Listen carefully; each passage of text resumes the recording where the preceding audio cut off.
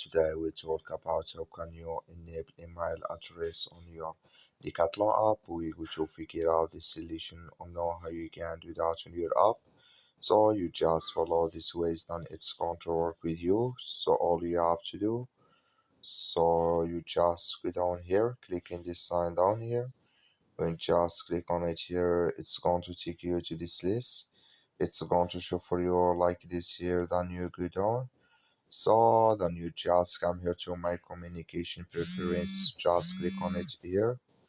So then you come to this list, it's going to show for you like this. You go down here, come here to email address, just click in this sign here.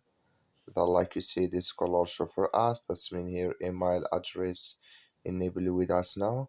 So that's all you have to do. I wish know you I get it, that's all. Thank you for watching. Don't forget to support us by liking, subscribe.